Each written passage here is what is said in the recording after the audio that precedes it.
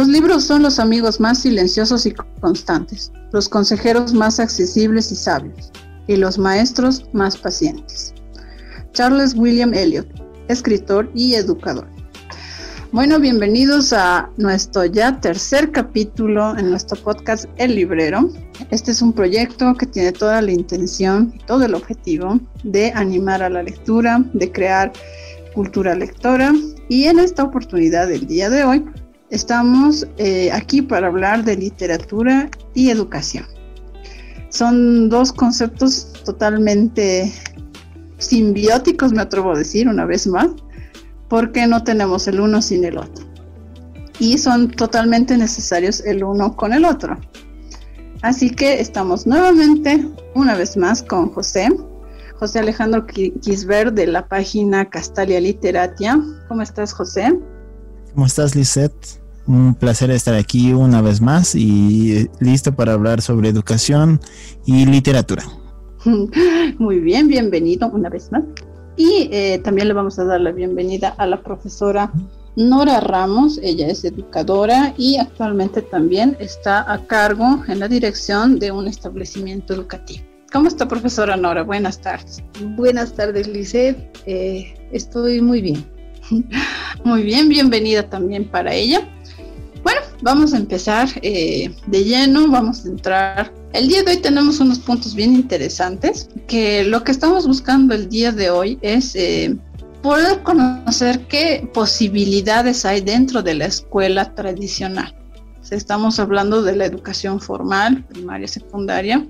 Hoy nos vamos a abocar un poquito más a lo que es primaria. La profesora Nora tiene experiencia en lo que es educación en primaria y también en lo que es dirección en la escuela primaria, ¿no? Entonces ella nos va a compartir desde su experiencia en primera persona qué podemos hacer, qué se puede hacer dentro de la educación aliado a la lectura, ¿no? A ver, nuestro primer punto es, ¿qué aporta la literatura a la educación? Bueno, en principio me voy a identificar como miembro del taller de experiencias AINI, filial IBI Bolivia. A partir de mi pertenencia a este taller es que nosotros profundizamos esta tarea de poder generar lectores. ¿Pero dónde? Bueno, en los espacios donde trabajamos, ¿no? Yo soy maestra de nivel primario y bueno, la escuela para mí ha sido el espacio más amplio, el mejor espacio, digamos, para poder realizar diferentes actividades promoviendo, ¿no? Si hablamos de literatura y eso, yo le decía a Lisette extra este espacio, hablar de literatura es como hablar del mar, ¿no? Entonces prácticamente no conozco el mar, conozco lagos. Entonces literatura para mí es una realidad en palabras, pero palabras que gustan a uno. Es una organización tan, ¿cómo le diría?, tan cabal para llenar el gusto de niños, adolescentes y mayores, ¿no? Entonces, la literatura es así como decía, como el océano, como el agua, tan necesario, tan importante para un ser humano. Pero muchos no lo han descubierto, no hemos descubierto esa belleza, sino vivimos tal vez con el lago que conocemos, con lo poco que conocemos, ¿no? Claro, desde niña a mí me gustó, pero tal vez precisamente no he tenido esos espacios así en la escuela, ¿no? Hablábamos de escuela tradicional y decía, sí, la escuela tradicional casi no entraba mucho la literatura. O sea, de pronto en los textos escolares habían fragmentos de literatura, sí. Bueno, eso recuerdo en los años de escolaridad, ¿no? Ahora, por ejemplo, desde la 1565, sí habían en las unidades educativas bibliotecas con textos muy hermosos, para mí muy hermosos como maestra. Entonces, y los niños realmente disfrutan de esos cuentos, fábulas, rondas, bueno, creo que todo este conjunto hace la literatura, ¿no? Para un niño. Entonces es todo ese mar del cual uno se fascina, del cual uno aprende, del cual uno sueña, vive. Entonces, y ni qué decir, para educación, pues es un aporte, como ya decía Lisette, o sea, lo uno sin lo otro, es como, o sea, no se puede separar. La literatura nutre a educación directamente, y la educación también nutre a literatura, porque si no, no hubiera literatos, o sea, es algo que no se puede separar. Entonces, nuestra tarea, como yo, o sea, anteriormente yo decía que la escuela para mí ha sido el mejor espacio, ¿no? Para promover y realizar diferentes actividades, de manera que los niños puedan gustar del acto lector, porque si me atrevo a decir que actualmente todavía tenemos la metodología que utilizamos los maestros, me incluyo porque creo que tampoco puedo decir que he dejado atrás toda esa formación que tengo. Bueno, trato de salir, pero a veces aún no. Bueno, siempre hay esa tendencia, ¿no? La metodología que utilizamos tal vez para el proceso de la lectura y escritura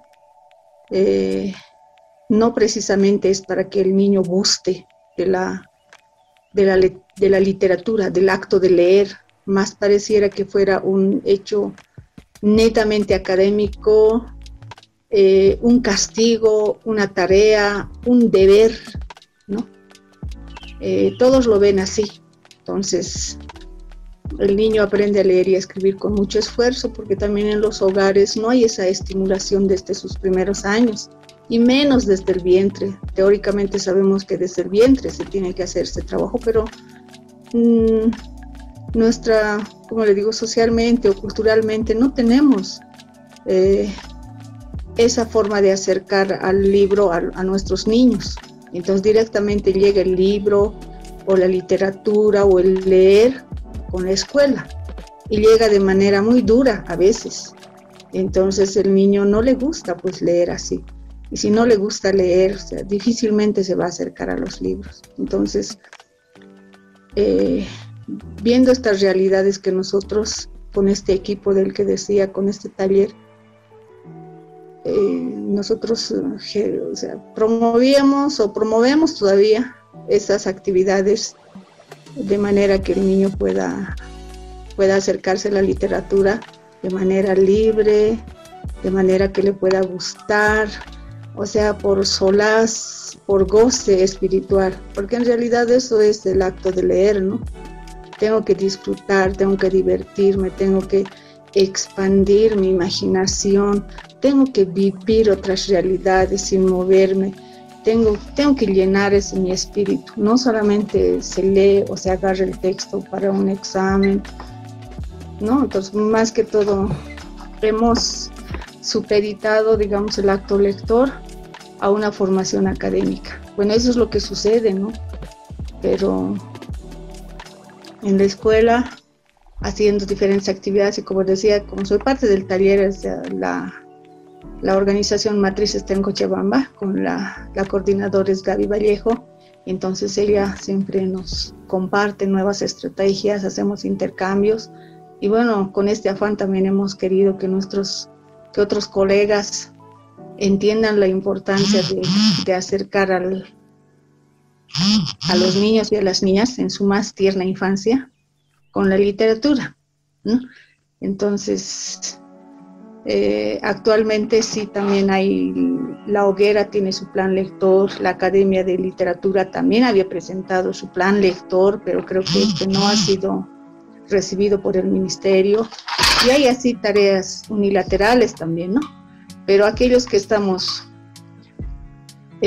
con ese sueño, bueno, seguimos trabajando, haciendo estas actividades en nuestras unidades educativas, puesto que la fuerza que tiene el maestro también en esa edad, y como institución que tiene autoridad, a veces nos damos la libertad de promover actividades, ¿no? O sea, nos damos la libertad de escoger el libro que vamos a leer, lo leemos entre maestros, ya entonces el primero va a leer este libro. Entonces también, bueno, en la escuela que estoy trabajando actualmente, es convenio Don Bosco, y tenemos el programa Yo Leo, Tú Lees, y es la lectura mínimo de un libro por trimestre. O sea, era un libro por bimestre, de mínimo, pero ahora sí uno puede leer más. Entonces, bueno, programas así también nos ayudan pues, a acercar a los estudiantes a la literatura.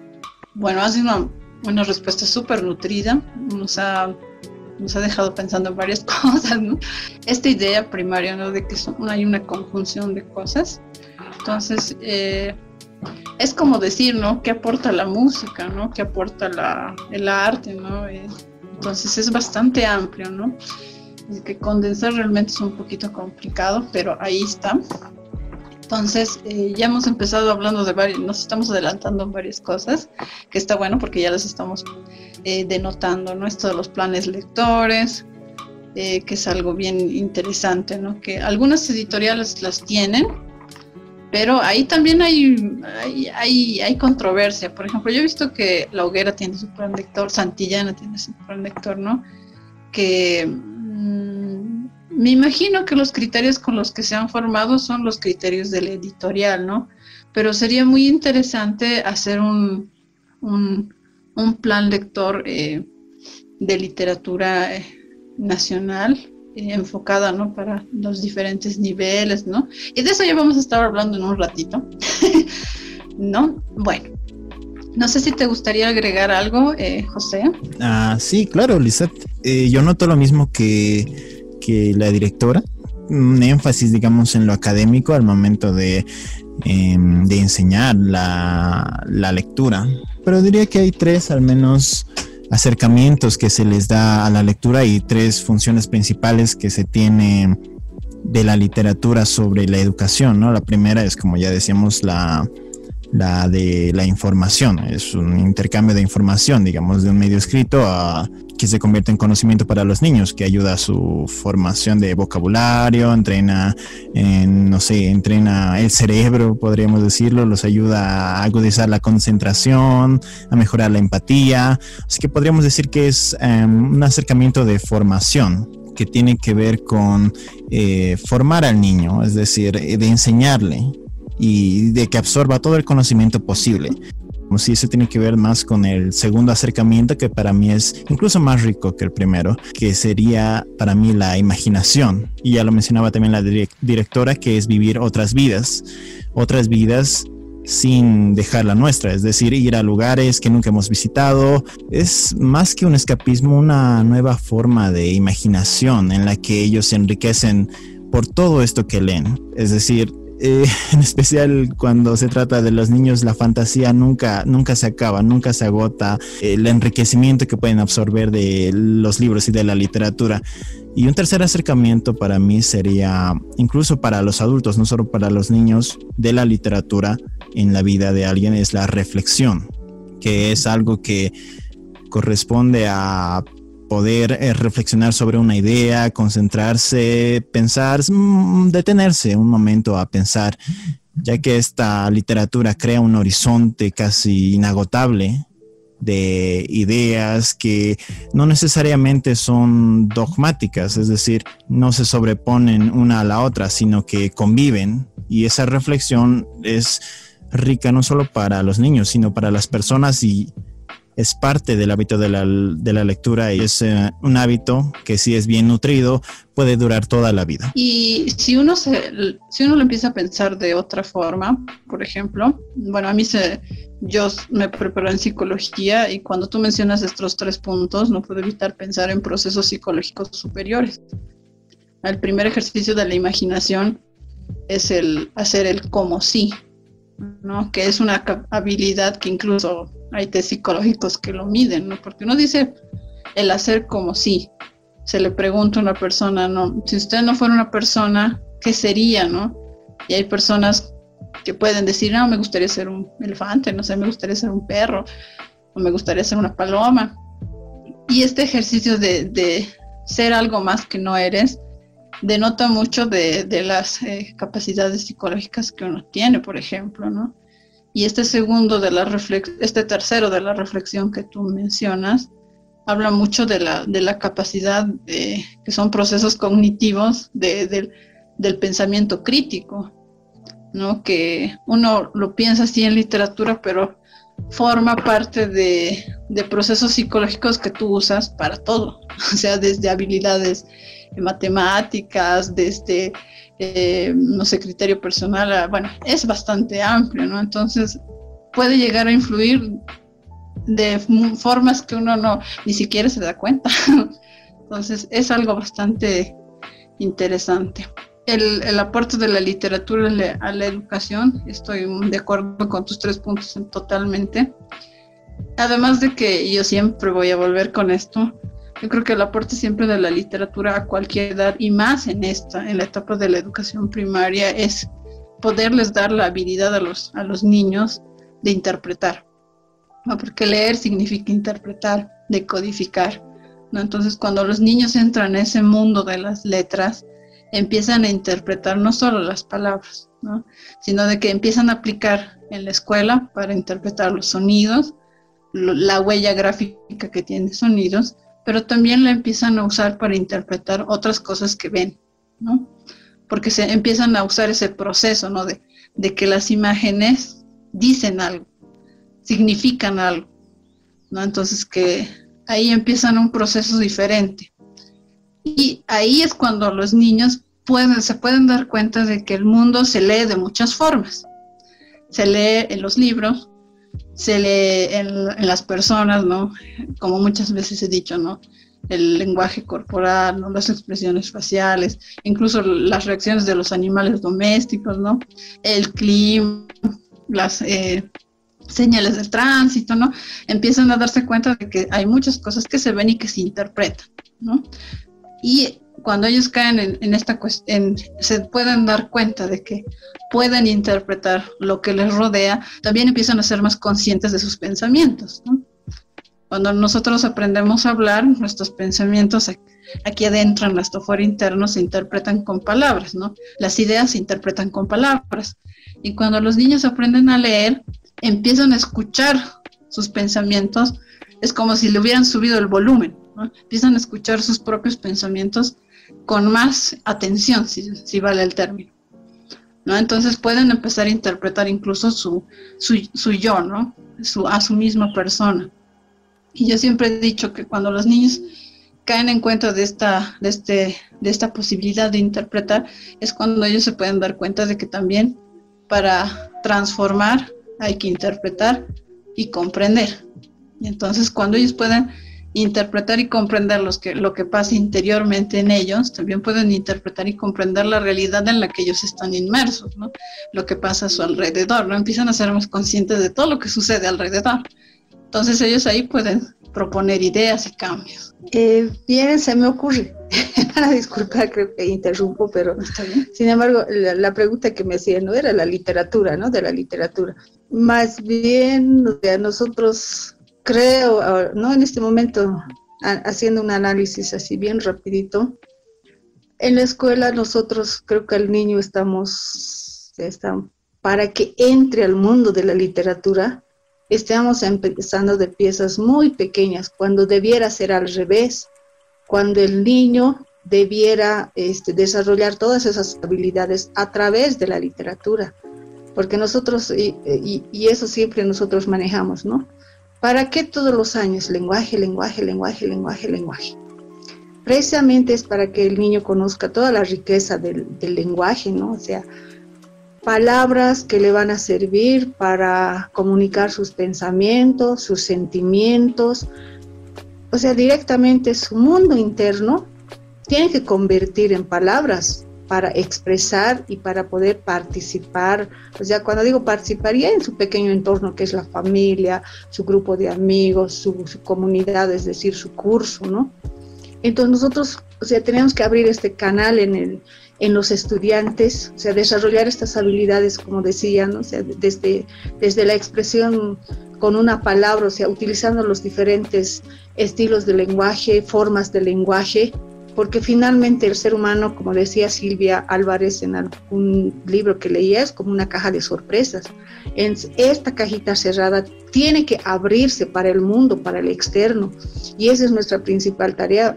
Por eso, como les digo, en el taller y este equipo que tengo, nosotros siempre decimos, ¿no? Entonces, ¿para qué tanto lenguaje si este niño, esta niña, no va a poder interactuar con su espacio inmediato, o sea, con su entorno inmediato, de la manera que ella se sienta libre, tranquila, o sea, pueda solicitar y dar al mismo tiempo? Si no, no tiene sentido.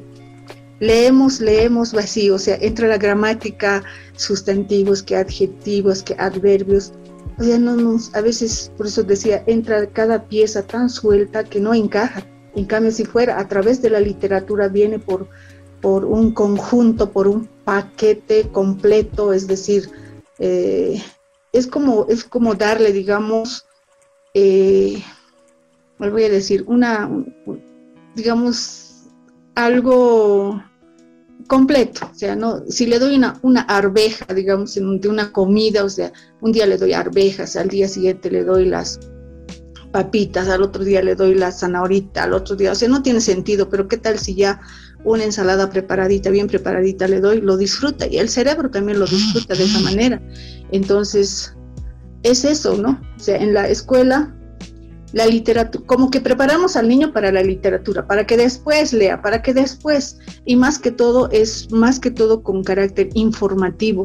La pregunta era la literatura que aporta la educación. Entonces, debiera ser que la literatura o sea, valerse la educación de la literatura. Estamos hablando netamente porque educación es, como les digo, es muy amplio. Ahorita estamos tomando, o sea, yo estoy entendiendo como algo, desarrollo de contenidos en la unidad de formación, es decir, en primaria, ¿no? O sea, los contenidos, ¿qué contenidos desarrollamos para poder desarrollar cierto tipo de habilidades, ¿no? El niño tiene que saber leer, tiene que saber escribir, y con eso ya tiene que, digamos, navegar en un mundo de lectura, porque en realidad siempre estamos inmersos en lectura, en todas partes estamos en lectura. Vamos a la farmacia y nos va a decir que esto hay que tomar cada 8 horas, el doctor nos da una prescripción y dice hay que tomar o compramos algo y dice, en la receta dice poner 2 cucharas, siempre estamos en un mundo letrado, de eso no podemos huir. Entonces la escuela solamente ha visto, creo que ese nivel, ¿no? Estamos en un mundo letrado. Para ir a una oficina, tú ves, tiene el letrero y dice a dónde tienes que ir, cómo tienes que hacer, hay procedimientos, hay protocolos, hay esto, aquello, para eso.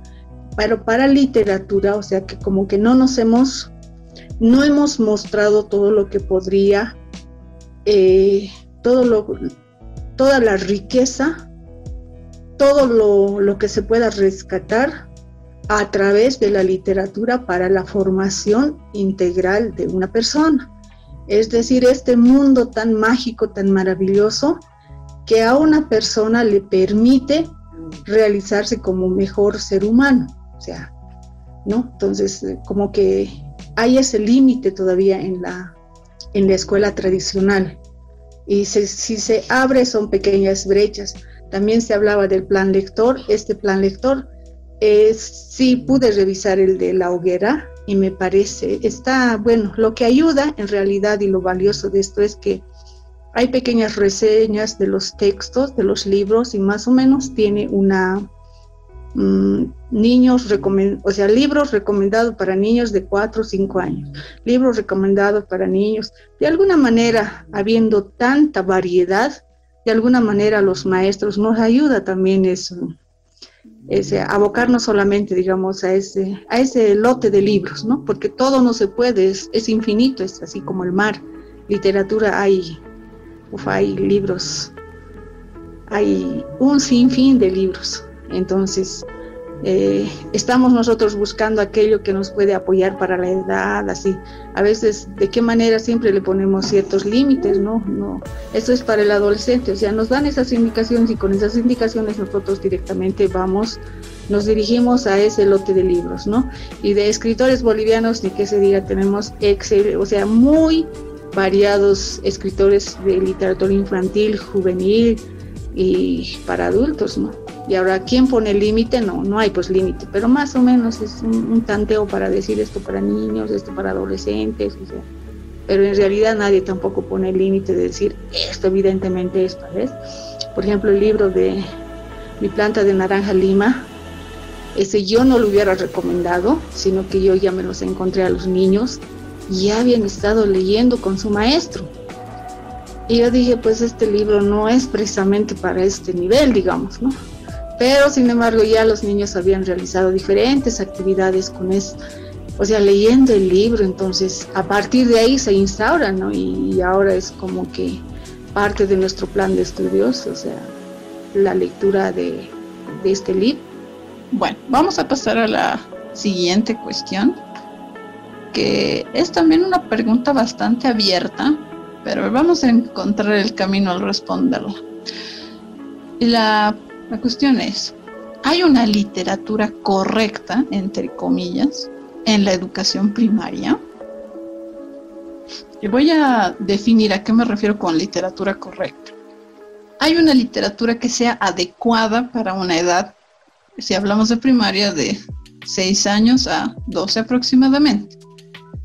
O sea, hay literatura correcta en cuestión de tema, lenguaje, incluso el acompañamiento gráfico que pueda tener, que uno dijera, esto es para primaria, netamente, ¿no? Justo lo que tratábamos hace un momento con el título de Mi planta de naranja lima, ¿no? Entonces, ¿habrá una literatura correcta para la educación primaria? De acuerdo a la experiencia que tengo con los niños, sí hay.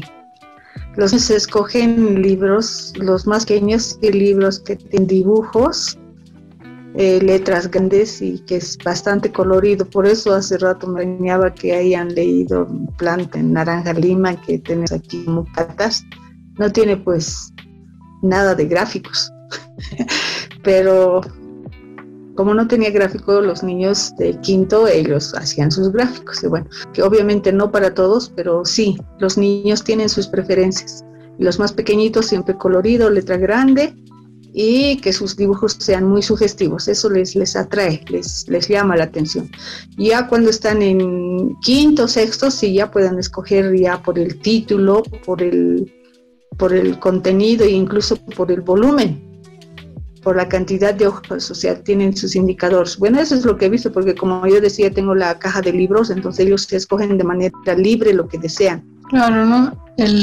La entrada, ¿no? Con libro, álbum, creo que siempre sí importante resaltar, porque a veces uno piensa y siempre lo digo también, que la literatura infantil es así como que una literatura vaga, ¿no? Cuando yo creo que es a la literatura a la que más se le pone esfuerzo, ¿no?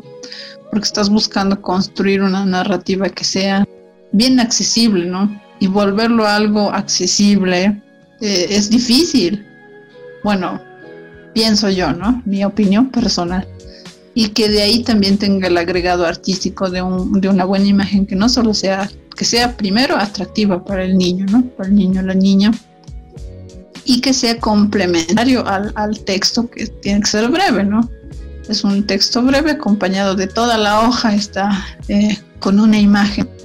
Y la imagen también es algo que los niños interpretan, ¿no? Porque yo he visto niños, yo doy fe, he visto niños que están con un libro álbum, mirando la imagen y buscándole todos los detalles. Mira que había habido un árbol, el árbol había habido un nido, y en el nido hay unos pichones, así, y los pichones son de medio centímetro, ¿no?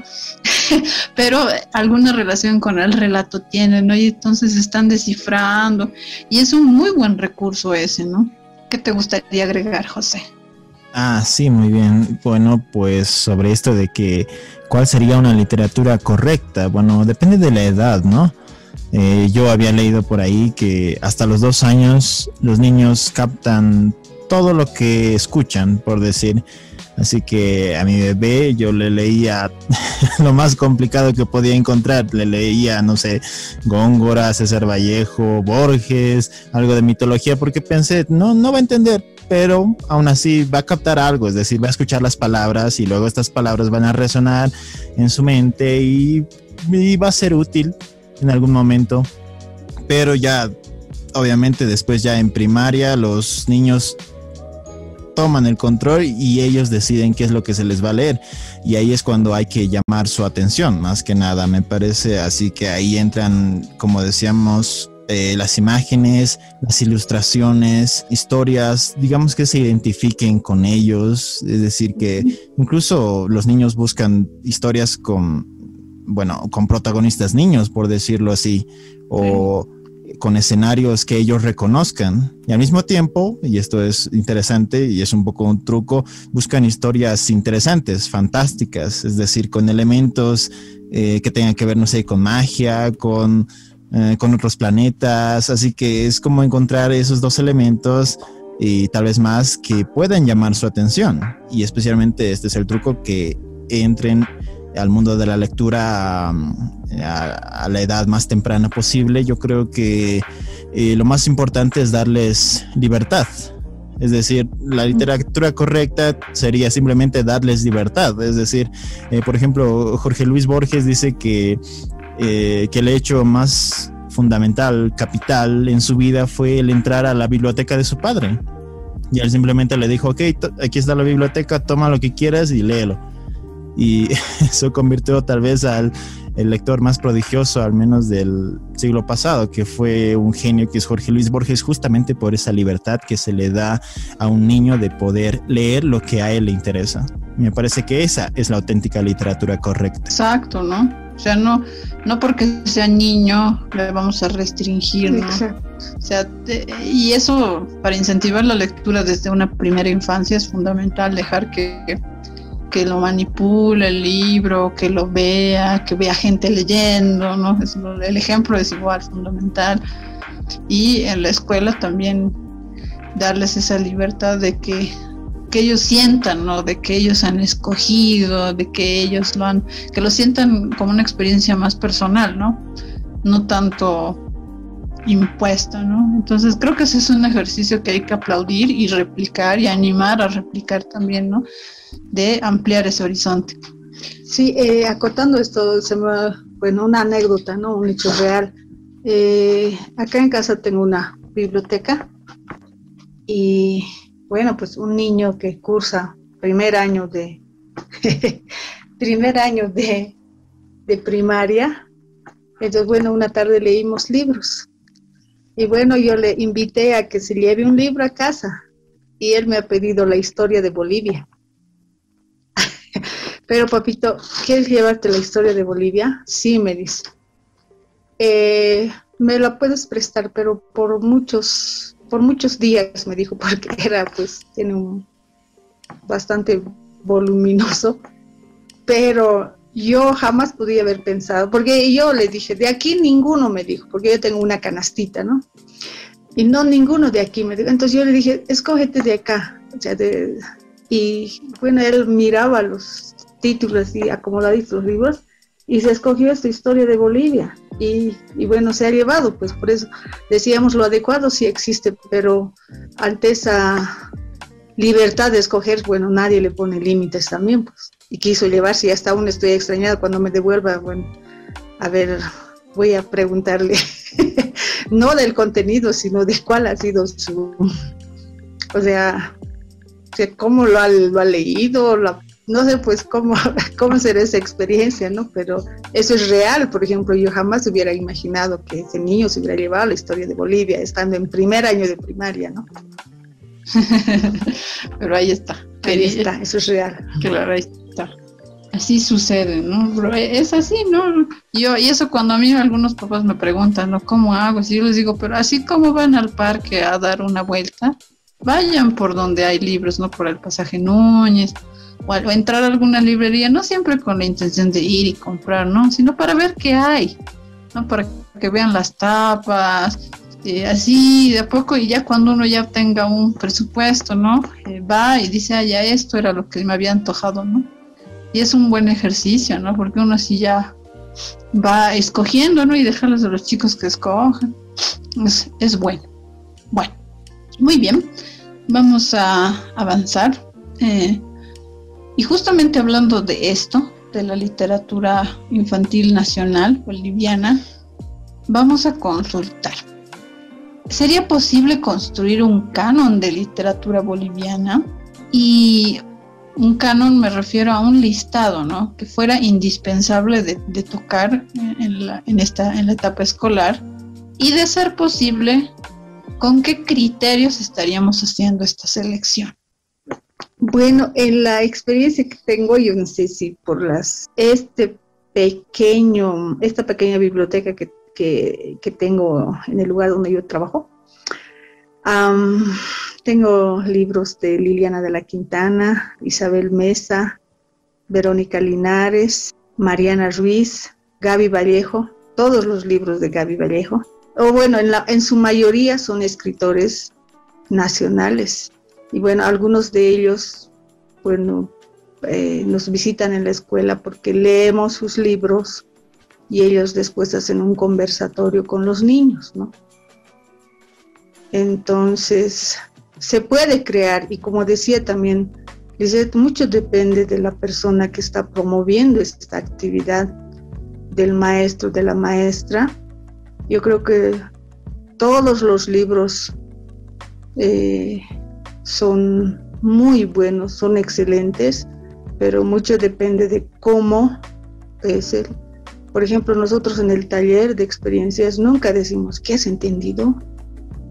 ¿Cuáles son los personajes? No, o sea, nosotros incluso le creamos otro personaje más a esta historia, o sea, hacemos que los niños se conecten emocionalmente con la narración, o sea, con las experiencias, y lo viven, ¿no? Entonces, incluso que le den otro final, que le escriban una carta a una de las personas, o que hagan pancartas, o que hagan una canción, o que hagan un testimonio, o que hagan una denuncia, dependiendo del contenido del libro, ¿no? Entonces, sí se puede crear, y creo que tenemos muy buenos libros, excelentes libros, no tenemos nada que envidiar a los libros de otros países. Claro, lo que he podido ver, que otros países, sus editoriales lo hacen de manera más estética, más llamativa. Eso también es, para los niños, eso sí también es importante. O sea, les gusta un libro con hojas gruesas, a todo color, tapa gruesa, o sea, eso sí les llama. Nuestras editoriales son más sencillas, debe ser también por abaratar los costos, me imagino, porque un libro bien construido también cuesta más, ¿no? Entonces nosotros tenemos libros así un poco físicamente sencillos, vamos a decir, ¿no? Pero el contenido es excelente y hay para todo, es directamente, por ejemplo, un Óscar Alfaro. Gaby Vallejo, por ejemplo, es una escritora contestataria, ¿no? Siempre está problematizando una realidad. Y cuando la maestra, cuando lee con sus niños, porque estamos hablando de promover lectores, ¿no? Entonces, puede hacer énfasis en una parte del contenido, ¿no? Y conectar con la realidad. Y los niños pueden hacer comparaciones o diferir, pero tienen ahí su propia voz, ¿no? Entonces, esa lectura no está siendo aleccionadora, ¿no? Sino que se está buscando, interviene la parte crítica del niño, su propia construcción frente a esa realidad del libro también. Se emociona, lo vive, siente, y después pedimos, como ya les decía, en canciones, en ondas, en testimonios, en frases, que vaya expresando lo que le provoca, ¿no? Entonces, pienso que sí se puede hacer, pero ahora yo conozco muy poquito. Voy a ser honesta, a estos escritores que he mencionado, debe ser por la cercanía que conozco más sus textos, pero hay Manuel Vargas, hay Blanca Vitúchter, o sea, hay mucha literatura, tenemos bastante, ¿no? Entonces, sí se puede hacer, pero creo que ya eso es un trabajo más, porque uno para para responder a su necesidad personal o con el grupo que está trabajando, bueno, lo hace, responde a esa situación de trabajo y todo eso, ¿no? Pero ahora ya para recomendar así a nivel general, yo creo que ya es pues, un trabajo más serio, así como lo hace La Hoguera, ya cada libro tiene que ser muy bien leído, muy bien, o sea, sacar una reseña, ver todo eso, entonces ahí, ¿qué se puede hacer un canon, o sea, es decir, un listado de libros, digamos, que se sugiere para los niños de primero, de segundo, tercero, o sea, para dar ciertas pistas también para las escuelas, ¿no? Sí, de poder se puede hacer y se tendría que hacer. O finalmente, si no es de manera general, por lo menos cada unidad educativa entre el equipo de maestros podría generar su propio listado. Sí, ¿no? Sería un trabajo interesante de ver, ¿no? Que cada unidad pudiera proponer, ¿no? Y de ahí un trabajo nacional de repente, ¿no? Claro que sería un trabajo también bastante extenso, ¿no? De envergadura nacional, ¿no? Pero sí, lo que es la producción literaria infanto-juvenil, estos últimos años nacionalmente, yo he visto que ha crecido harto, de manera editorial y también de manera independiente, ¿no? Empiezan a sonar varios nombres ya actualmente, ¿no? Y también siempre están los concursos literarios, ¿no? Que ya tienen hace tiempo ya tienen las categorías de infantil juvenil, ¿no? Entonces de ahí yo también creo que van a ir saliendo títulos y autores que sería interesante, ¿no? De a poco ir introduciendo al sistema educativo, ¿no? Y yo creo que es una cuestión de evolución. Yo creo que de a poco también se puede ir dando porque la producción literaria en Bolivia yo creo que recién está terminando de madurar también, ¿no?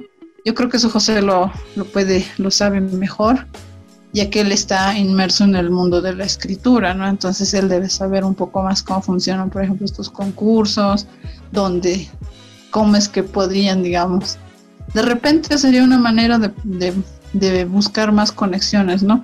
Lo genial de tener autores a nivel local sería eso, ¿no? Que están más accesibles a poder participar directamente con su público, ¿no?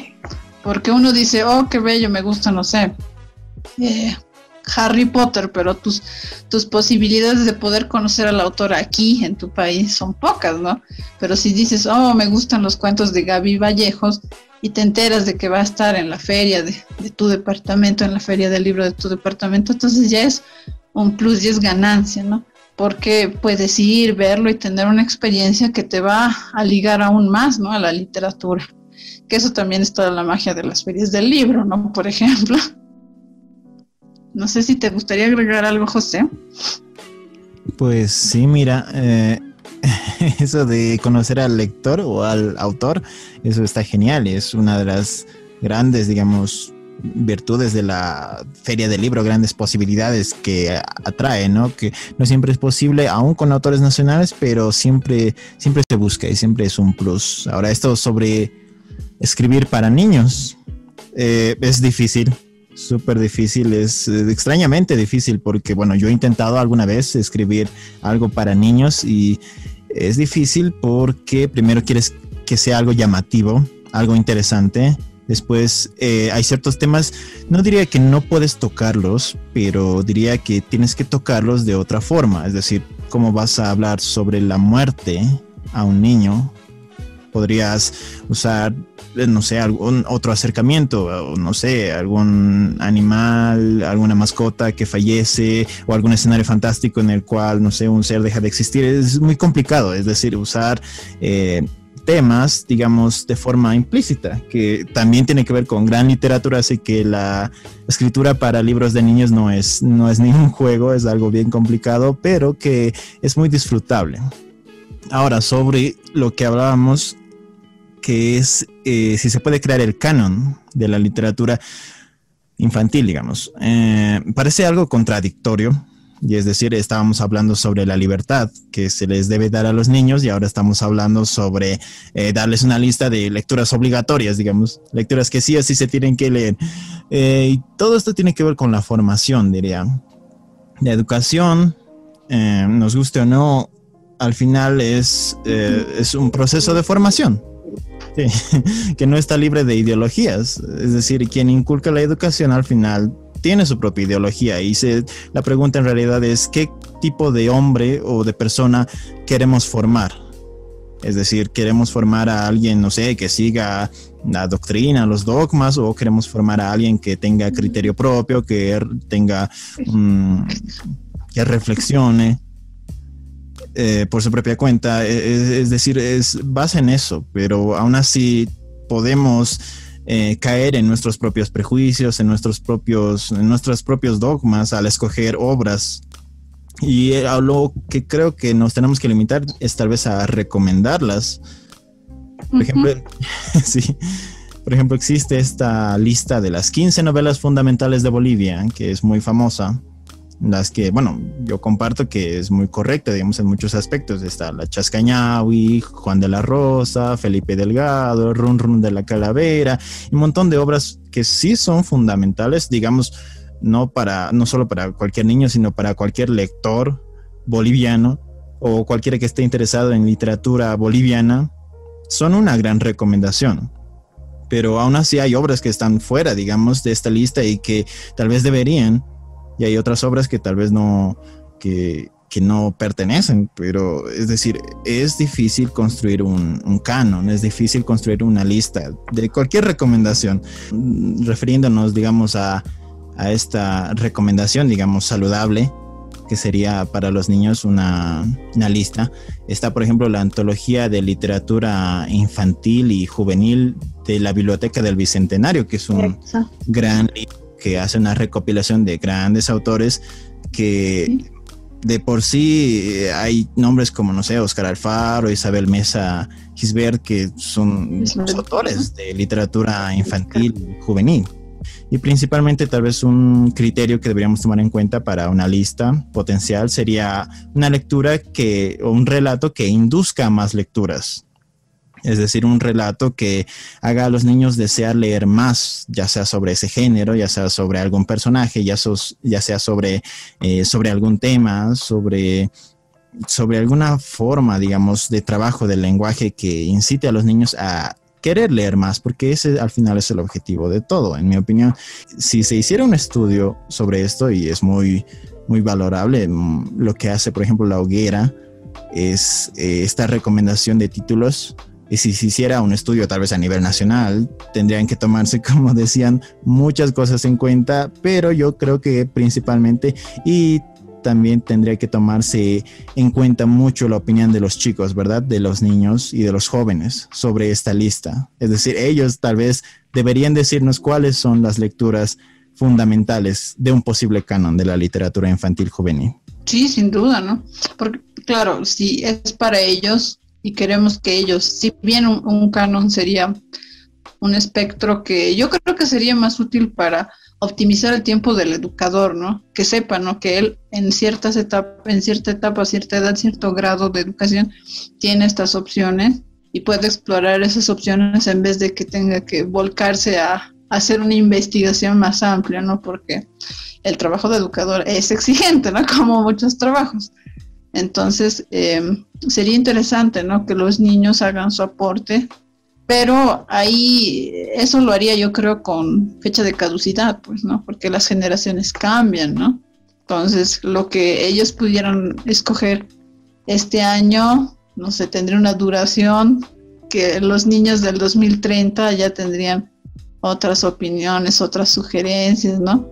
Entonces, es complicado de verdad, ¿no? Bueno, esto de los planes lectores de las diferentes editoriales también es para poder promocionar los autores con los que ellos trabajan, y que obviamente ahí ya podamos ir viendo seriedad y calidad, ¿no? Porque cuando uno ya habla de ciertas editoriales ya conoce más o menos la variedad de escritores y la calidad que tienen, ¿no? Entonces decir, ya es el plan lector de tal editorial, ya como que pues decir, sí, este editorial nos gusta, no sé, esta no la conocemos, ¿no? Entonces es variable, ¿no? Pero esta pregunta es bastante amplia, ¿no? Pero creo que nuestros puntos para concluir son esos, ¿no? Que al ser algo nacional tiene que contener, ¿no? Una realidad con la que los niños puedan conectar y que sea accesible para ellos, porque es algo en lo que ellos se desenvuelven día a día. Y eso ayuda mucho a que ellos conecten y también que puedan comprender la connotación de lo que están leyendo, ¿no? Segundo, es que, y algo que también los autores dicen, ¿no? Es que no hay que tener miedo, ¿no? De tocar algunos temas, ¿no? Porque, por ejemplo, la muerte que tú lo mencionas, más bien funciona al otro lado, ¿no? Al tocar la muerte sin miedo, le ayuda a entender a los niños, ¿no? Que es un hecho natural, ¿no? Entonces, quitarle el miedo, ¿no? Entenderlo de esta forma, ¿no? Y entonces, bueno, ahí ya corre la habilidad y el talento de cada escritor para abarcarlo, lo que es bien valorado, ¿no? Porque esa es la riqueza del escritor, ¿no? Que pueda moldear esas palabras con un hilo argumentativo, ¿no? Y que tenga en cuenta el gusto de los niños, ¿no? Que tenga el gusto del público al que está dirigido, ¿no? Y que el educador también pueda ver en estas obras material para poder trabajar el título, ¿no? La obra, ¿no? Yo creo que son 4 puntos, si no me equivoco. Y bueno, la calidad artística también es algo que yo creo que yo agregaría a eso, ¿no? Porque como bien hemos dicho, en la primera etapa de la escolaridad formal, o sea, la primaria, no podemos saltarnos esto, ¿no? Entonces tiene que tener también una riqueza gráfica para que los niños le vayan acogiendo ese cariño, que vayan conectando y que les ayude también a entender el mundo de palabras al que se están introduciendo, ¿no? Y bueno, creo que podríamos concluir que viene por ahí, ¿no? Ahora es bastante debatible, como decíamos, ¿no? Porque realmente puede variar mucho, pero y todavía la literatura boliviana es joven todavía, ¿no? En el aspecto infantil, juvenil, como para ya hablar de clásicos, ¿no? Pero yo creo que con el paso del tiempo ya van a haber títulos que se van a hacer por mérito propio clásicos, ¿no? Entonces, y que van a estar, o que tendrían que estar presentes en la educación. Vamos a pasar al siguiente para ganar tiempo, porque también vamos a hablar de la educación tradicional versus la nueva escuela, o lo que podría ser una nueva escuela, ¿no? ¿Qué posibilidades hay de experimentar nuevos acercamientos de los niños a la lectura en lugar de las clases magistrales? Bueno, ahora más que todo hay una libertad de poder promover diferentes acciones. Tiene que ser más contextualizado, más del interés de los niños. Y ya no hay el pensamiento de que el niño es un adulto en miniatura. Bueno, eso ya ha quedado en el pasado. Entonces, eso nos da libertad de poder utilizar nuevas metodologías, nuevas actividades pedagógicas en función del interés, del gusto de los niños y del contexto también, porque hay un currículum nacional, uno y otro que es el regionalizado y el contextualizado, ¿no? Entonces, valiéndonos de eso, del contexto, ya podemos aterrizar en nuestro lugar y bajo la misma ley Avelino Signani nos está dando esa posibilidad, ¿no? De poder hacer cosas que nosotros creemos conveniente en función a nuestra realidad, o sea, al lugar, en el espacio en el que estamos. No siempre tiene que regirse a lo nacional, ¿no? Ya que tiene que ser regional y contextualizado. A mí me parece eso algo muy positivo, y eso nos da la libertad de poder promover nuestras propias acciones. En cambio, lo tradicional siempre es sujeto uno solo, todos. Y ahora hay libertad de poder. Por eso hay tantas editoriales, tantas actividades, cada quien, o sea, podemos construir nuestro propio espacio, claro, sin perder el norte también, ¿no? El objetivo central, pero podemos promover nuestras propias experiencias de aprendizaje y somos libres de poder pedir la intervención de los papás, de la familia, o de poder trabajar un primero con un sexto. Por ejemplo, en las ferias del libro hacemos eso, ¿no? Los niños de sexto, de quinto, van a contar cuentos o van a leer para los niños de inicial, para los de primero, ¿no? Y hemos visto que es algo que gusta tanto a los que escuchan como a los que participan en la narración o en la lectura. Y esto les aporta a ellos, aporta a los dos y es una experiencia muy productiva para ambos. Entonces, no dice en ninguna parte que eso se debe hacer, pero es parte de nuestra experiencia, parte de lo que hemos podido ver, y uno lo trabaja este año, al año lo mejora y al otro año lo mejora y al otro año puede modificar o quién sabe podemos hacer a la inversa, ¿no? De que los niños de primero vayan a leer para sus compañeros de sexto, de primario. O sea, tenemos esa libertad y me parece que eso se da a partir desde la ley, porque empezamos las indicaciones metodológicas son a partir de la práctica, y la práctica siempre puede ser diferente, puede ser modificada, puede ser en función a la realidad del momento, al gusto, a la capacidad, al profesionalismo, al interés, a la sugerencia de la misma comunidad, puesto que la experiencia es para la comunidad, nacida de la comunidad y para la comunidad también. Es como que ahora estamos viviendo una transformación, ¿no? Está evolucionando de alguna forma, ¿no? Y ahí ya va a participar también la iniciativa de los docentes, de la dirección de una unidad educativa, ¿no? Que es bueno saber, ¿no? Que hay estas iniciativas, ¿no? Que a veces nos quedamos con nuestros recuerdos del colegio, ¿no? Pero hay una transformación, ¿no? Pero ahí también hay el otro lado, ¿no? O sea, una cosa es lo que pasa dentro de la escuela, pero recordemos que los que integran la escuela no solo son los docentes, sino también los niños, y los niños viven en 2 casas y en 2 escuelas, ¿no? Porque la primera escuela de los niños es el hogar, y del hogar van a la escuela y de la escuela van al hogar, ¿no? Entonces, ahí también es simbiótico nuevamente, y nosotros como padres, y digo nosotros porque yo soy madre, nosotros también podemos, ¿no? Si vemos que en la unidad de nuestros hijos no hay ciertas iniciativas, nosotros deberíamos tener la capacidad de poder expresar que queremos, ¿no? Organizarnos también como padres. Algo que con lo que funciona actualmente las unidades educativas dependientes del Estado es que tienen, ¿no? Representación de los padres, ¿no? Entonces ahí también hay esa posibilidad, por ejemplo, ¿no? Y bueno, cuando hablan de educación tradicional, se me viene a la mente, no sé, los recuerdos de Vietnam, ¿no? Digamos, malos recuerdos.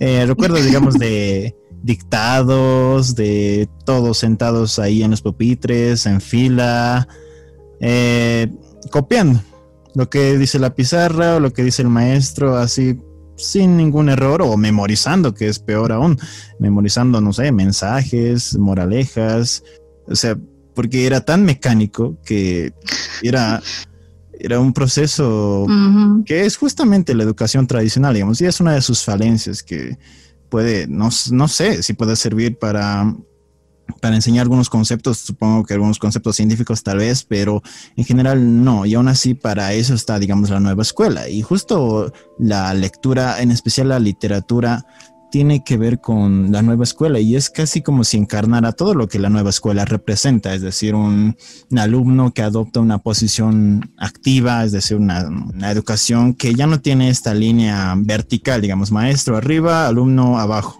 sino que es horizontal, es una relación de iguales, en la que el maestro, digamos, en el caso de la literatura o de la lectura, como sería en la escuela nueva, es que el maestro está al mismo nivel que el alumno, los dos son lectores y los dos comparten opiniones, los dos dialogan, es decir, no es que uno esté enseñando al otro, sino que ambos colaboran para una enseñanza, y se enfatiza esta socialización, este diálogo, no solo con el maestro, sino con toda la clase. Es decir, notamos desde el principio en el que ya no están formados y divididos en filas y columnas por los pupitres, sino que están en un círculo. Podemos notar eso, digamos, en una escuela nueva, bueno, una escuela que se rija por la nueva escuela, y que simplemente es casi un conversatorio.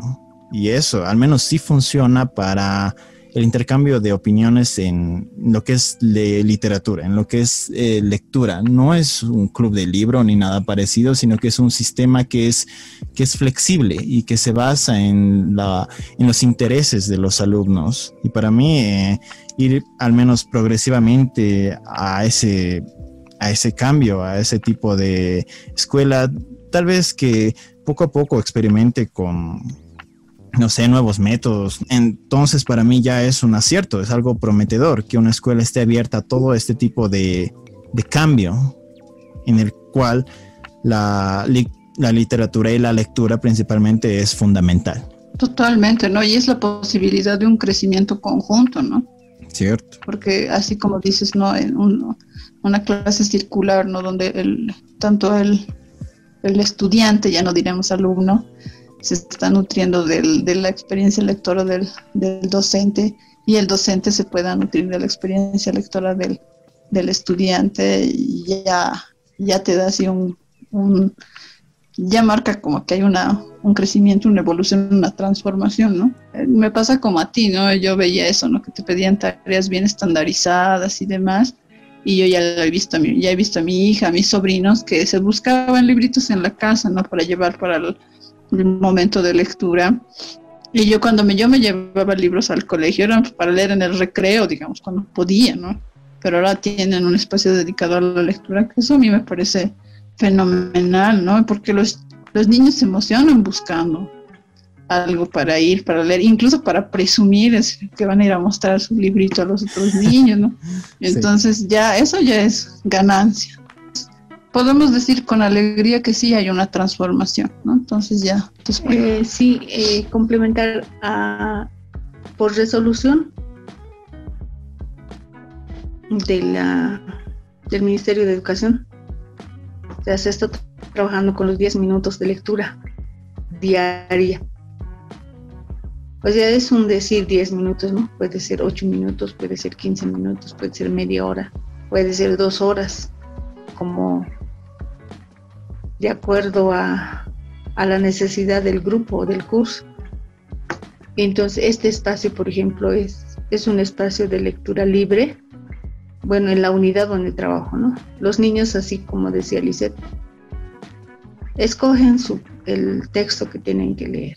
O sea, ellos tienen la plena libertad y solamente es un ejercicio de manera conjunta, ¿no? Se respeta esos minutos de lectura, en tanto los estudiantes estén sosteniendo la mirada en su libro y todo, entonces uno puede extenderse. En las jornadas de lectura que se hacen, o sea, nosotros, por ejemplo, programamos, pasando esto, ¿no? O sea, es un complemento a estos 10 minutos de lectura, cuando un día en el año, el 2 de abril, abrimos esta jornada de lectura libre. Entonces, el primer año lo programamos como un año, una hora en la unidad donde estoy trabajando actualmente, pero sin embargo, ya había pasado 2 horas y más, y los niños seguían así, o sea, no había cansancio. Entonces, por ejemplo, es un indicador también que hemos podido desarrollar el gusto lector, porque en esta jornada de lectura libre, todos los niños leen porque quieren leer, nadie les obliga, nadie les pide, es a gusto, solamente preparamos nosotros los stands ligado a otras actividades más para invitarles a leer. Entonces, el hecho de que sostengan esto, ¿no? Para nosotros es buena señal, porque puede ser que el niño, libros y todo eso en 10 minutos ya no haya interés. Entonces, ¿qué nosotros vamos a hacer alargando la actividad cuando no hay interés por leer, ¿no es cierto? Entonces seguíamos viendo filas y filas en los diferentes stands para leerlos, para poder leer, ¿no? Los textos que cada stand ofrecía, ¿no? Entonces, esa es una consecuencia, por ejemplo, de estos 10 minutos de lectura diaria, siempre y cuando se haya podido desarrollar como una actividad en la unidad educativa, ¿no? Entonces nosotros decimos, estamos haciendo lo que nosotros queremos y son 10 minutos, tenemos 10 minutos para leer, que es independiente a cualquier contenido, aunque el ministerio sugiere pues que se lea el contenido que se va a desarrollar en esa jornada, pero nosotros no somos fieles a esa indicación. Como personas que queremos promover niños lectores, nosotros esos 10 minutos lo utilizamos de manera totalmente libre y nos funciona. Yo desde que he visto que se ha empezado a hacer esta práctica, la verdad me da envidia, porque yo hubiera querido muchísimo que hubiera sido algo que se aplicara cuando yo era estudiante del colegio, ¿no? Porque yo era de las chicas que leían y así abiertamente y todos eran como que, ay, ¿no? Entonces no era algo muy popular en el momento, ¿no? En un ambiente escolar, ¿no? Entonces a mí sí me hubiera gustado, ¿no? Tener accesibilidad, ¿no? También me hubiera gustado que hubiera habido una biblioteca en mi colegio, por ejemplo, porque no la había. Y no sé, a la fecha sí la hay. Entonces es algo que vemos que hay una transformación positiva, ¿no? Eso está muy bueno. Bueno, como decía hace un momento, ¿no? Cuando se trabaja con niños, con jóvenes, pues de alguna manera, indirectamente también se trabaja con los padres y madres, ¿no? Tutores, cuidadores, familia en general, ¿no? Entonces, ¿cuál será el rol de los padres, madres, al momento de que los niños empiezan a tener contacto con la literatura? Bueno, el rol de los papás siempre es incentivar, ¿no? Como en algún rato también acá se ha dicho, los primeros maestros en realidad son los papás. Nosotros entramos después somos los segundos maestros, pero los primeros maestros son los papás y mucho depende de cuánto incentivan los papás a sus niños a la lectura, desde el mismo momento en que compran libros para sus niños, ¿no? Para otros papás puede ser una buena inversión la compra de un libro, para otros no, tal vez es una pérdida de dinero según ellos, desde su visión. Entonces, bueno, el rol de los papás siempre pienso que es incentivar, leer con ellos de acuerdo a su disponibilidad de tiempo. Bueno, nosotros en la escuela se ha hecho este tipo de experiencias. Hacíamos girar unos 3 libros y entregábamos a las familias. Y no sabíamos si lo habían leído todos juntos, uno a uno, pero qué sé yo, nosotros dábamos a la familia para que lo lean, nos devuelvan, los lean. Y una compañera mía que es parte del taller también, ella agregó un cuaderno. Entonces la familia recibía esa bolsita de libros y ponía su historia de familia y un comentario del libro, ¿no? Entonces el papá en realidad se estaba haciendo responsable también de desarrollar el gusto lector, en otras palabras, ¿no? Entonces yo creo que eso es lo que la familia tiene que hacer, apoyar y no hacer del acto lector un castigo o privarle al niño. Bueno, tiene que ser algo adicional, porque de juguete no podemos quitarle al niño, pero tampoco el libro puede ser un juguete, sino tiene que ser, el libro es libro, ¿no? Entonces, bueno, en términos generales diría que tienen que incentivar, tienen que apoyar si realmente quieren que su niño pueda nutrirse, ya teniendo el instrumento de la lectura, poder nutrir su formación. Y el mismo hecho de que lea va a hacer de que este niño siempre tenga la facilidad de comprender los contenidos que se desarrollan en la unidad educativa o en el nivel. Entonces, en la escuela de familia nosotros también hemos hecho actividades, o sea, para explicarle esto a los papás, en qué medida favorece, digamos, el hecho de que su niño lea y lea por gusto, no por obligación, ¿no? Entonces, sí, muchos papás sí se prenden, es decir, en ese momento están motivados y todo eso, ¿no? Pero yo creo que les falta siempre pues entre comillas, el hábito lector. Entonces eso hay que ir desarrollando en nuestras familias para que realmente podamos encontrar, como decir, terreno fértil para desarrollar este proceso lector y que hayan lectores, ¿no? Hay escritores, hay muy buenos escritores bolivianos, pero también tenemos que ocuparnos de los lectores, ¿no? Porque si no hay lectores, entonces no tiene sentido. La existencia del escritor, me parece, ¿no? Es incompleta. Totalmente de acuerdo, ¿no? Y este tema de aprender a animar e incentivar la lectura en la familia, ese también es un tema muy amplio del que podríamos hablar igual extensamente, pero coincido con la profesora, ¿no? O sea, la escuela, si bien puede hacer todas las acciones que se han estado mencionando para poder construir, ¿no? Lectores, futuros lectores, bueno, ya son lectores, ¿no? Cuando están ahí, sino pero para que sea una actividad continua, se dan las herramientas, ¿no? Pero nosotros como papás tampoco podemos esperar que del colegio salgan automáticamente lectores ya siendo niños que leen, ¿no? O sea, el papá también tiene que desarrollar ese rol de acompañar, ¿no? Porque muchas veces se dice, y yo lo he escuchado, ¿no? Papás que yo le llevo a la librería, te compro lo que quieras, y les compran, ¿no? Varios libros, qué sé yo, y dicen, no, pero yo le compro y no lee, ¿no? Entonces ahí hay algo que está fallando, y me dicen, pero yo le compro, ¿no? Y le compro lo que quiere, ¿no? Y le digo, pero ¿y usted lee con él? ¿Lee con el niño, con la niña?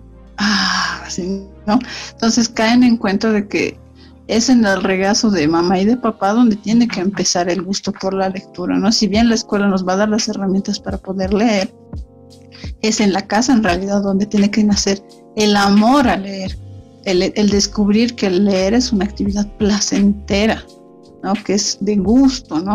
De disfrute, y que una consecuencia, digamos, es los beneficios académicos, ¿no? Que podemos hacer una lista de ellos, ¿no? Pero eso debería ser un objetivo secundario si uno quiere, ¿no? El poder degustar de la lectura debería ser el objetivo primario, en mi opinión, ¿no? Bueno, toda esta charla me recordaba otra vez mi infancia, ¿no? Estaba pensando en el Día del Niño. Una vez, justamente en el Día del Niño, todos los chicos recibíamos un regalo, digamos, además de unos cuantos dulces. Y una vez recibimos un regalo, yo recibí el mío, era un paquete rectangular, alargado, empaquetado en papel de regalo. Yo dije, súper, en esa época estaban estos de moda, estos Tetris, Game Boy. Yo dije, sí, finalmente. Cuando lo abro, era un libro. Y era como que, qué desgraciados, ¿cómo me hacen esto? Y todos teníamos una expresión similar, digamos. Y el libro no lo toqué en meses, tal vez. Es sobre el ejemplo. Primero es que los chicos y los jóvenes, incluso el ser humano, aprende mediante mímesis, mediante la imitación. Es decir, si te ven leyendo, los chicos van a leer también. Van a decir, ¿qué está haciendo? ¿Qué es esa cosa que está sosteniendo? Es decir, es leer frente al niño. No es cosa de comprar, no es cosa del material. Es decir, como tú decías, pueden comprársele al niño los mejores libros, los más avanzados, pero eso no es todo. La cosa es que los lea. Y para eso la mejor forma tal vez de asegurarse de que lo lea es acompañarlo. Y una vez que lo acompañas, entonces él va a seguir porque va a desarrollar este afecto. Digamos, tal vez la escuela puede enseñarle, puede darle la capacidad de leer, pero los padres van a darle la capacidad de amar la lectura. Y al final es que es algo muy personal también el desarrollar el hábito de la lectura. Se pueden tener digamos, a los mejores padres que te den todos los libros que quieras, y aún así, si es que no te nace el leer esos libros, entonces no vas a desarrollar ese hábito. Así que al final, como digo, es algo sumamente personal. Pero ¿cuál es el papel de los padres? El papel de los padres es proveer las condiciones para que se desarrolle este hábito, digamos, de la lectura. Es decir, no obligar, pero sí proveer la posibilidad que esté ahí la biblioteca, que estén ahí los libros, y como decíamos en el ejemplo de Borges, que enseñarle al niño, aquí está la biblioteca, puedes venir cuando quieras, puedes tomar lo que quieras. Es decir, proveer esa posibilidad. Y nada abre más posibilidades en la vida que la lectura, que el hábito de la lectura. Exactamente, ¿no? Porque visto desde una manera distraída, es un acto de amor. Porque cuando te vuelves papá, mamá, y si le das un pan es porque le estás procurando, ¿no?, algún tipo de sustento, seguridad, y eso es un acto de amor, ¿no?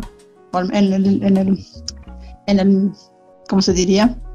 En una visión idealista, ¿no?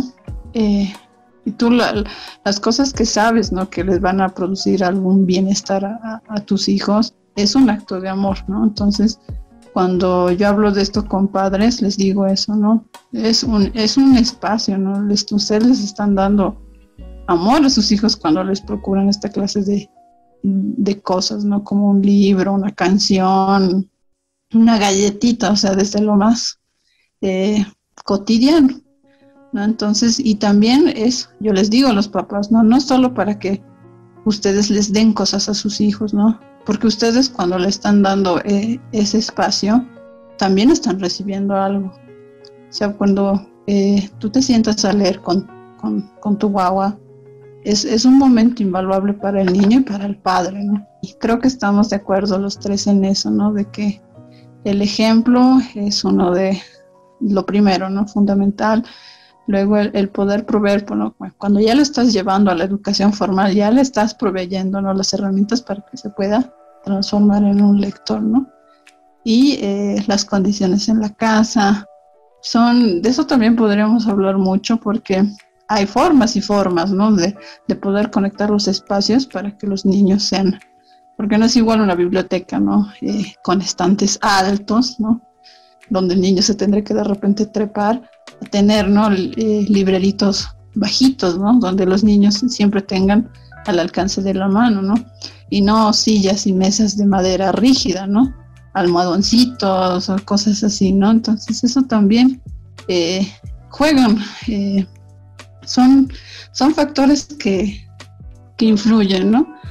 Pero ahí estamos, ¿no? Si bien la escuela da las herramientas, el amor tiene que venir de la casa, ¿no? Y ese amor también se pregona con el ejemplo, ¿no? Porque es como para cualquier hábito. Si tú quieres que tus niños se laven las manos, te tienes que lavar las manos con ellos, te tienen que ver lavándote las manos, ¿no? Si tú quieres que tus niños de a poco lean, te tienen que ver leyendo, tienes que leer con ellos, ¿no? Y aquí también juega mucho la cuestión de la palabra, ¿no? De que la palabra tenga alguna connotación de protección y de amor, ¿no? Y eso también se enseña desde el vientre, ¿no? Y de eso también hablamos bastante cuando doy los conversatorios de cómo animar la lectura en familia. Eso es lo primero que toco, ¿no? De qué acciones simples, cotidianas podemos hacer desde que están en el vientre hasta que son adultos incluso, ¿no? En las diferentes etapas del desarrollo humano, como uno, como papá, como mamá, como tutor, como lo que fueras, tío, padrino, lo que seas, ¿cómo puedes tú hacer para que los niños se vayan acercando a la lectura, ¿no? Y eso algún momento también lo vamos a tocar con más detalle para poder tener dentro de la variedad de capítulos del podcast accesible al público para esta ocasión.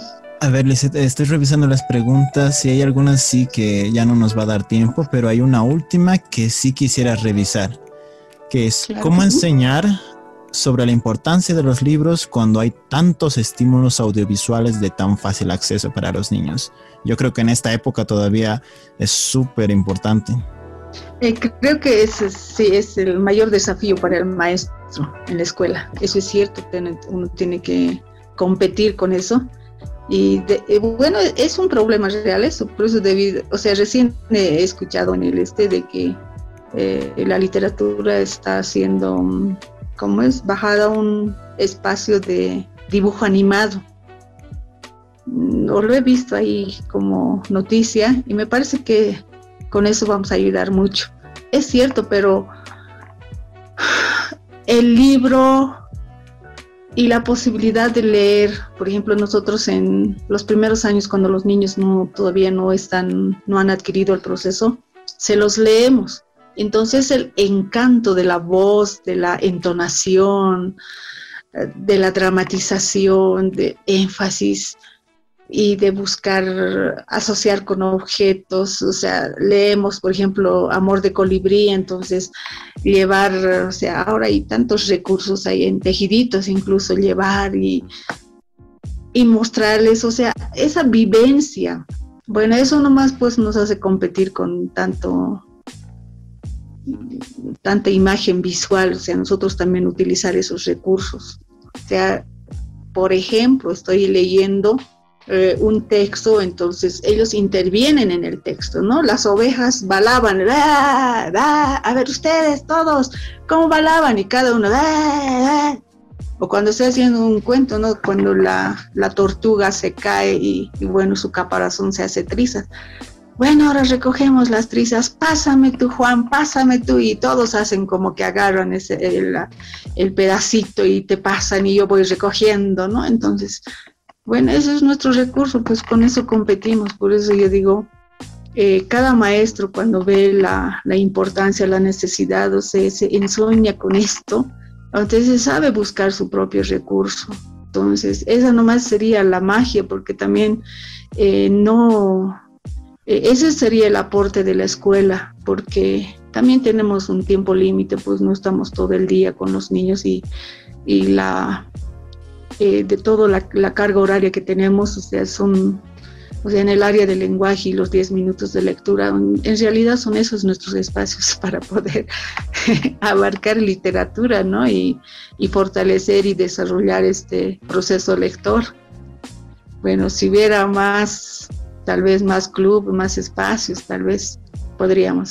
Bueno, yo diría solo eso, ¿no? Cada maestro sabe generar, sabe producir, sabe utilizar sus propios recursos de acuerdo al momento y de acuerdo a lo que está leyendo.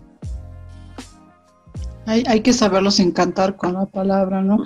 Además, hay que recordar que el hecho de leer, o sea, entre que alguien te lea, ¿no? De que la palabra esté ahí, la dramatización, todo, que siempre es espectacular y es rico, es una forma de contacto humano, ¿no? Entonces, el ser humano es un animal con instinto gregario, ¿no? Siempre va a buscar la asociación en grupo, ¿no? Siempre va a buscar el contacto con otra persona. Y obviamente no, que ahora, por ejemplo, los chicos, y ahora más que nunca, cada uno tienen un dispositivo con acceso a internet. Es difícil, ¿no? Porque en internet tienen acceso rápido a cualquier tipo de entretenimiento, ¿no? Ya sean videos o juegos. Pero eso jamás va a reemplazar al contacto humano, ¿no? Por más de que tengas una inteligencia artificial que te responda, ¿no? El contacto humano del acto lector, no sé, cuando tú lees, cuando un adulto te lee, y a mí me pasó también porque mi papá me leía así. Me acuerdo que nos leía a mí y a mi hermano mayor Lucky Luke, que es una novela gráfica de un vaquero, ¿no? Igual le decíamos lo mismo, pero con voces, ¿no? Y cuando yo le empecé a leer a mi hija, cuando mi hija era pequeñita, igual me decía, me vas a leer, pero con voces, ¿no? Y eso es algo que no te va a dar la computadora ni el celular, ¿no? Ahora el otro lado, la otra cara de la moneda. Ahora ya tienes, por ejemplo, en YouTube, que es una plataforma que tiene contenido de todo, ¿no? Entonces encuentras ahí, ¿no? Libros narrados, ¿no? Que incluso que tienen el libro, que le van pasando las páginas mientras hay una voz en off, ¿no? También hay personas, ¿no? Actores de teatro que leen, ¿no? Y que tú los ves leer y ves que gesticulan, ¿no? Y ya, ¿no? Y también incluso ves cuentacuentos, ¿no? Y ahí va mi sponsor, que los amigos de la Cueva de Cuentacuentos ahora tienen su canal en YouTube donde van subiendo cuentos con calidad de película. Es espectacular, recomendado. pero ahí es una experiencia unidireccional. Tú no puedes intervenir ahí, ¿no? Entonces eso le quita mucho, ¿no? Y yo digo ya, la tecnología no puede competir con lo que tú le das en el vivo y en directo cuando lees para un niño o para un grupo, ¿no? Porque la experiencia nunca va a ser lo mismo, ¿no? Por más de que la pantalla esté ahí, pero es una pantalla plana y fría, ¿no? El famoso Black Mirror. Entonces, pero nunca va a reemplazar, en mi opinión, a la experiencia, ¿no? Estamos en competencia con la tecnología, ¿no? Pero es justo ahorita decíamos con la profesora también eso, ¿no? Lo que está pasando ahorita con las clases virtuales. O sea, está la tecnología totalmente disponible de ambas partes, pero no es lo mismo que la experiencia de la clase presencial. O sea, la riqueza de lo presencial no, simplemente no se puede duplicar, ¿no? Entonces yo creo que es similar con lo que pasaría con la experiencia de la lectura. Claro, ¿no? Y ahora que están en todas partes las pantallas, digamos, entonces es casi imposible evitarlas. No se puede tampoco prescindir de ellas al mismo tiempo. No estaríamos charlando en este momento si no fuera por la tecnología, pero creo que también ese es el punto. Es decir, los chavos hoy en día, los muchachos, se ponen a ver Netflix, se ponen a ver un video de YouTube, se ponen a ver la televisión, a usar la computadora, pero tal vez podríamos incluso emplear eso para promover la literatura, para promover la lectura. Y es decir, no tendríamos que verlos siempre como opuestos, sino podríamos verlos también como herramientas, como en este caso, digamos, como en las clases presenciales. Un recurso también. Exacto, son recursos. Al final de cuentas, tal vez no tengan todos los beneficios, pero aún así pueden servir al menos como entrada para lo que ya sería una lectura auténtica, una literatura, digamos, o un adentramiento en la literatura. Por ejemplo, están esto del cross media. Hace poco tenía una compañera que estaba trabajando en una guía de lectura para los niños sobre un cuento muy hermoso de Jorge Luis Borges, que es La Casa de Asterión. Pero ¿de dónde partía? Ella partía de otros acercamientos audiovisuales, es decir, partía de ver películas, de ver, no sé, videos de YouTube, de ver algún cómic referente al mito del laberinto y del Minotauro, que es de lo que trata el cuento de Jorge Luis Borges. Y entonces los muchachos ya tenían un acopio de elementos sobre los cuales apoyarse y tal vez tener una lectura más profunda del cuento. Entonces usaba estos elementos extratextuales, digamos, para enriquecer la lectura de los muchachos sobre el cuento. Y ahora, claro que todos están en YouTube, y yo tengo que hablar sobre YouTube porque mi labor en YouTube ha sido básicamente la literatura, a veces bien, a veces mal, y justamente hacemos a veces lecturas, y muchos muchachos, muchos me dicen, me agradecen a veces, porque me dicen, gracias, porque no entendí la lectura, pero entendí la lectura en voz alta, es decir, pude entender el cuento mejor por la narración. Es un beneficio, digamos. Claro que no se acerca al beneficio de la lectura en sí, pero aún así es un acercamiento, digamos. Y otras cosas, hay también estudiantes que me piden y me siguen pidiendo y me piden todos los días que haga resúmenes en lugar de reseñas de libros.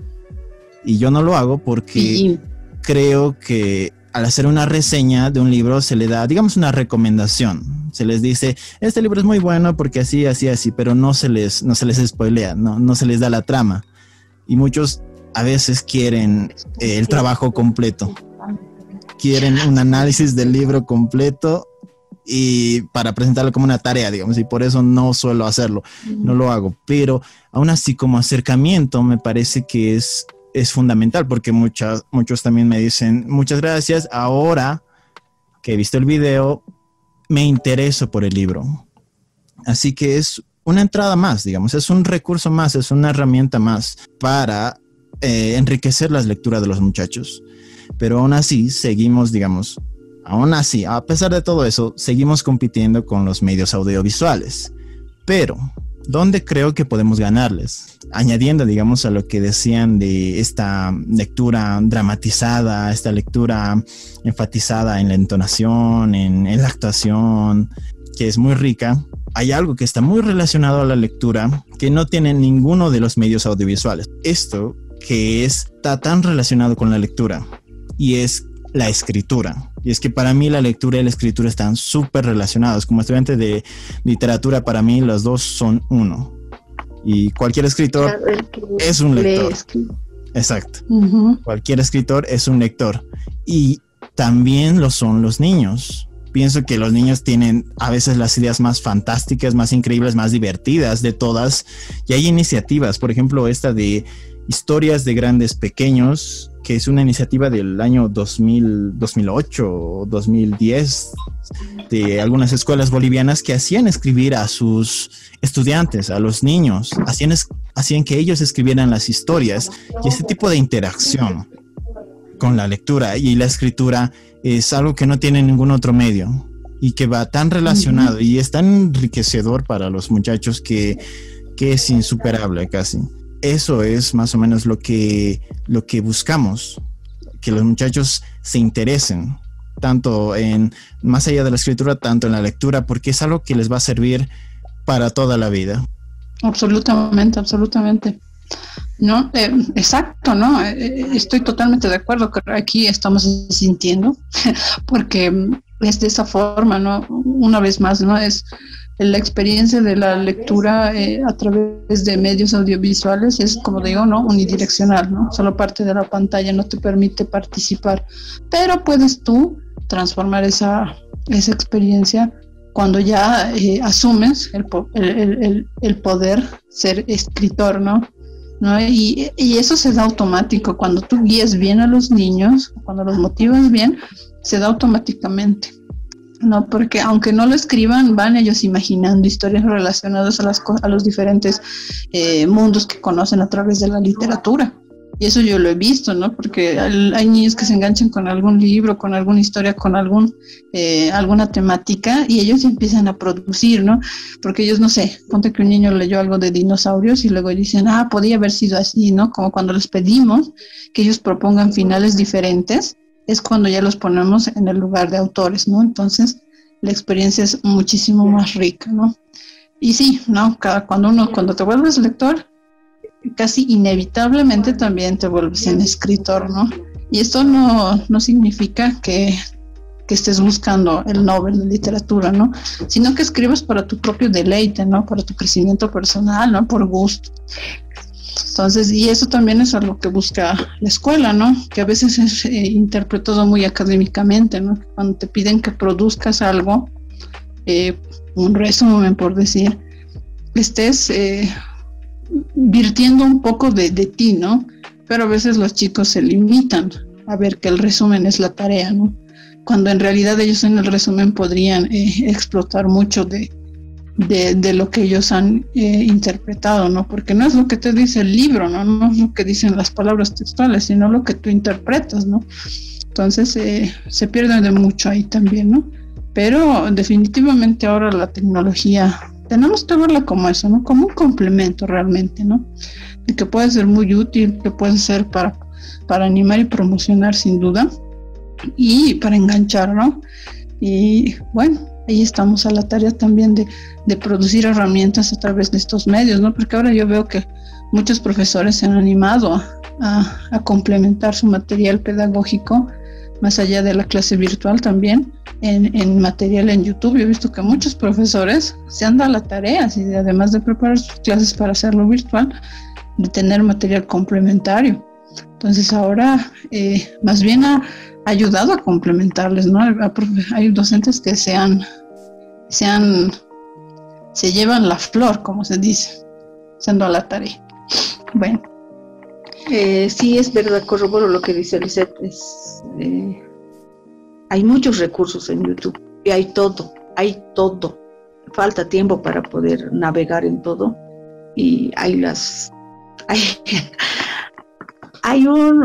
y para todas las áreas de conocimiento. Entonces, eso es muy valioso y de verdad que es un gran recurso, y ha sido y es porque para esto de las clases virtuales uno ha ido escogiendo y tomando ese material y facilita pues en gran manera porque ya está preparadito. Nosotros solamente complementamos a eso, ¿no?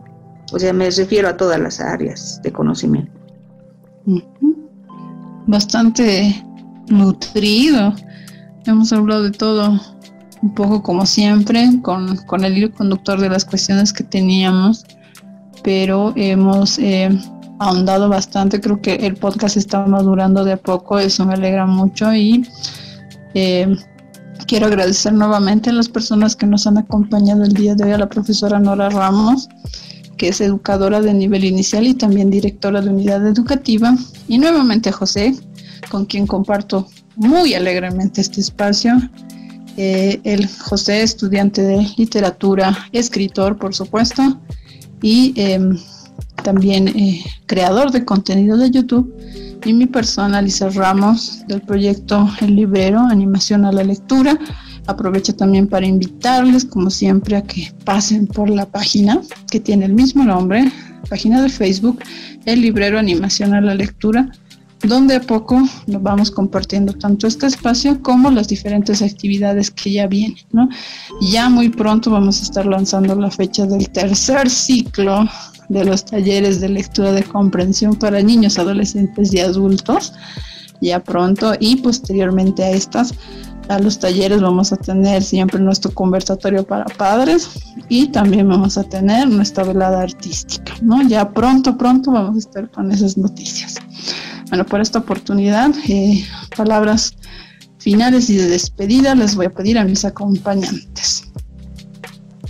Bueno, para mí ha sido muy interesante poder conversar y bueno, yo decía, ¿no? Quiero que conozcan que la biblioteca que hay en la unidad educativa donde trabajo tiene el nombre de El Cántaro del Angelito, y en la anterior unidad educativa, que era otra, la biblioteca tenía el nombre de Yolanda Bedregar, bueno, la escritora boliviana, ¿no? Y porque, es El Cántaro del Angelito, para mí es un encanto, ¿no? Y bueno, empezamos siempre con esa lectura y bueno, esta vez le habíamos creado su carnet de lector para que los niños también se sientan realmente que están viviendo esa experiencia de biblioteca y todo, ¿no? Como le digo mucho, yo agradezco este espacio y me gustaría que muchas maestras participen y sientan que lo que están haciendo, o sea, puede ser también motivo de reconocimiento, de alegría, ¿no? Porque es una tarea muy linda el de promover lectores, ¿no?